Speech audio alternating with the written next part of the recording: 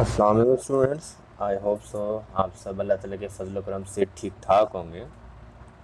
सबसे पहले मैं आप सब स्टूडेंट्स को मिस्टर के चैनल पर खुश आमदीद करना चाहूँगा।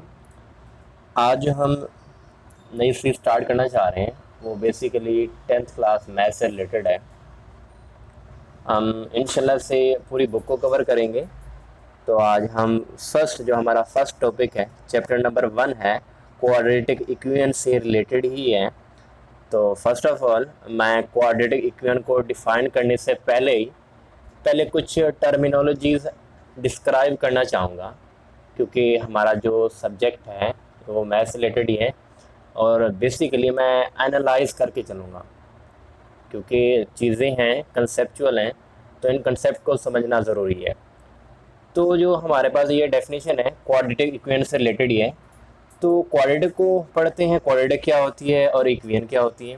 देखिए, क्वाड्रेटिक इक्वेशन लिखा हुआ है, ये दो चीज़ों का कॉम्बिनेशन है।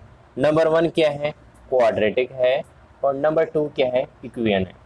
अब लफ्ज़ क्वाड्रेटिक का क्या मतलब है, मैथ्स से रिलेटेड है। अब क्वाड्रेटिक उसको कहते हैं अगर हमारे पास कोई भी गिवन इक्वेशन है तो उसमें एक टर्म ऐसी आ जाए जिसकी डिग्री 2 हो। फॉर एग्जाम्पल मैं लिख लेता हूँ कि मेरे पास है 2x का स्क्वायर है प्लस 3x है प्लस 1 इज इक्वल टू 0। ये मैंने एक इक्वेशन लिखी है। अब हमें नहीं पता ये इक्वेशन कौन सी है, मैं कंसेप्ट समझाना चाह रहा हूँ क्वाड्रेटिक का। तो क्वाड्रेटिक का लफ्जी मतलब ये है कि एक इक्वेशन हमारे पास गिवन हो और उसमें एक टर्म ऐसी हो जिसमें वेरिएबल की डिग्री 2 हो, जिसमें वेरिएबल की डिग्री 2 हो।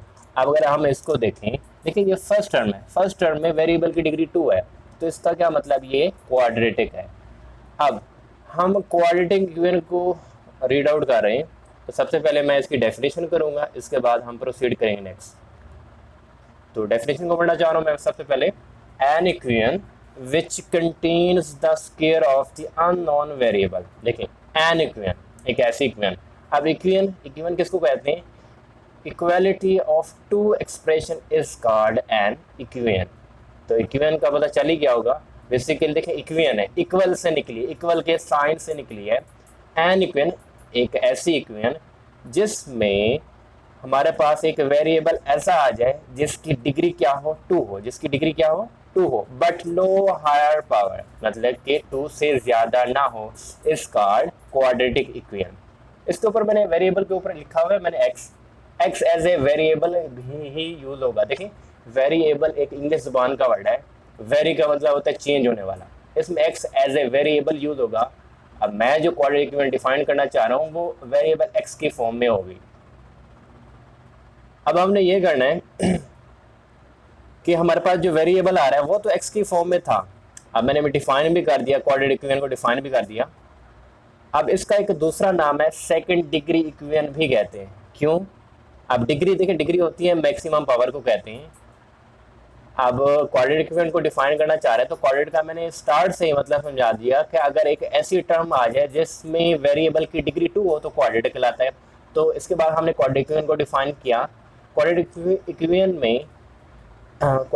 में देखिए, मैंने आप डेफिनेशन दोबारा से रीड कर रहा हूँ। N equation which contains the square. Square, देखिए स्क्वायर वाली टर्म बाजू को स्टूडेंट कंफ्यूज हो जाए। स्क्वायर का मतलब होता है 2, इधर जो मतलब इसमें है मतलब 2, ये कोई ज्योमेट्रिकल डायग्राम नहीं है। जैसे स्क्वायर होती है, रेक्टेंगल होती है या रोम्बस होती है, ये वो डायग्राम नहीं है। स्क्वायर का मतलब है इधर 2 of the unknown. Unknown variable हमारे पास कोई एक्स आ रहा है, quantity but no higher power, लेकिन इसमें मतलब कोई ज्यादा पावर ना हो। देखिए, अब इसकी सिंपल वर्डिंग ये है कि एक ऐसी इक्वेशन जिसमें वेरिएबल की डिग्री 2 हो, ना 2 से कम हो ना 2 से ज्यादा हो, तो वो क्या कहलाती है, क्वाड्रेटिक इक्वेशन ही कहलाती है। इसका दूसरा नाम है सेकंड डिग्री इक्वेशन भी कहते हैं। अब इसकी एक जनरल या स्टैंडर्ड फॉर्म होती है ए एक्स का square plus b x plus c is equal to 0। देखिए, इसकी डिग्री क्या है, 2 है, तो इसे क्वाड्रेटिक इक्वेशन ही बोलेंगे। वैसे इसके हम स्टैंडर्ड या जनरल फॉर्म पढ़ना चाह रहे हैं। साथ में कंडीशन है कि ए 0 के इक्वल ना हो, और आगे लिखा हुआ है कि ए बी सी ये तमाम बिलोंग कर रहे हैं सेट ऑफ रियल नंबर से। देखिए, सेट ऑफ रियल नंबर वो रैशनल नंबर और इरेशनल नंबर का यूनियन होता है। इधर मैंने एक कंडीशन लिखी है कि ए 0 के इक्वल ना हो। देखिए, अगर ए 0 के इक्वल हो गया तो ये तो दोनों आपस में मल्टीप्लाई हो रहे हैं, 0 मल्टीप्लाई एक्स का स्क्वायर, तो ये क्या बन जाएगा, ओवरऑल 0 बन जाएगा। अगर ये 0 बन गया तो हमारे पास क्या बन जाएगा, बी एक्स प्लस सी, ये तो हमारे पास एक लीनियर इक्वेशन बन जाएगी। तो इसी वजह से उसने लिखा है कंडीशन कि ए 0 के इक्वल ना हो, और ये कंपलसरी है। अगर आप डेफिनेशन लिखेंगे, डेफिनेशन के बाद ये जनरल फॉर्म भी लिखना जरूरी होगी, और साथ में ये कंडीशन भी कंपलसरी है।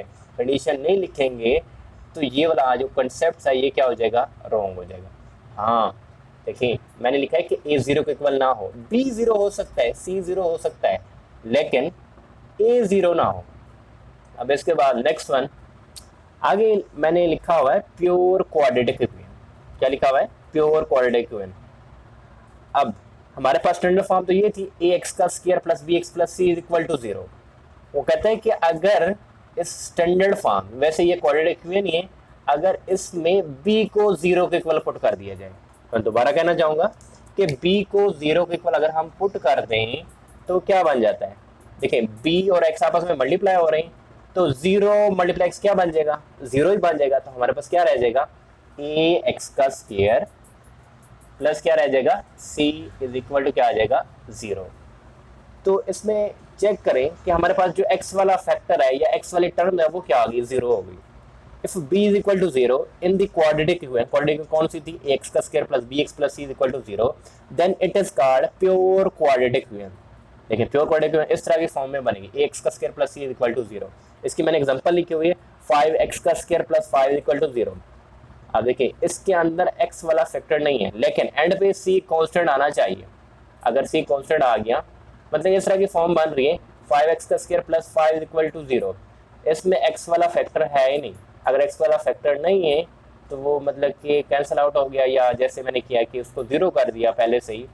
क्वेश्चन इस तरह से आएंगे, मे बी कैंसिल आउट हो जाए या 0 हो जाए, तो इसको हम क्या बोलेंगे, इसको बोलेंगे हम प्योर क्वाड्रेटिक इक्वेशन बोलेंगे। देखिए प्योर का मतलब है, मैं इसलिए में x वाला फैक्टर आ रहा है जिसकी डिग्री क्या है, 2 है। सिंपल x, उसकी डिग्री लीनियर नहीं आ रही, सिर्फ x की डिग्री क्या आ रही है, 2 आ रही है, तो इसको बोलेंगे हम प्योर क्वाड्रेटिक इक्वेशन बोलेंगे। आगे मैंने लिखा हुआ है सॉल्यूशन ऑफ क्वाड्रेटिक इक्वेशन। अब इस क्वाड्रेटिक इक्वेशन को सोल्व करने के बेसिकली 3 तरीकेकार हैं। नंबर 1 क्या है, फैक्टराइजेशन मेथड है। नंबर 2 कंप्लीटिंग स्क्वायर है। नंबर 3 क्या है, क्वाड्रेटिक फार्मूला है। ये तीनों मेथड इंशाल्लाह से मैं नेक्स्ट वीडियो में डिस्क्राइब करना चाहूँगा, क्योंकि वीडियो लंबी हो जाती है फिर बाद में अपलोडिंग में मसला होता है। हाँ, आई होप सो आप सब स्टूडेंट्स को ये जो मैंने आज का लेक्चर डिलीवर किए हैं आपको समझ आ गया होगा। अगर कोई मतलब कोई इशू होता है, कोई मसला होता है, तो नीचे आप कमेंट सेक्शन में पूछ सकते हैं। तो मैं आज का वीडियो लेक्चर एंड करना चाहूँगा। तो एंड पे आप तमाम स्टूडेंट्स से ये रिक्वेस्ट है कि अगर आपने मेरा चैनल सब्सक्राइब नहीं किया और आप मेरे चैनल में नए हैं तो काइंडली मेरे चैनल को सब्सक्राइब करें। इंशाल्लाह से नेक्स्ट वीडियोस अपलोड होती रहेंगी। और आपका कोई भी इशू है, मैं दोबारा कहना चाहूँगा, अगर आपका कोई भी इशू है तो आप पूछ सकते हैं कमेंट सेक्शन में। ठीक हो गया, अल्लाह हाफिज़।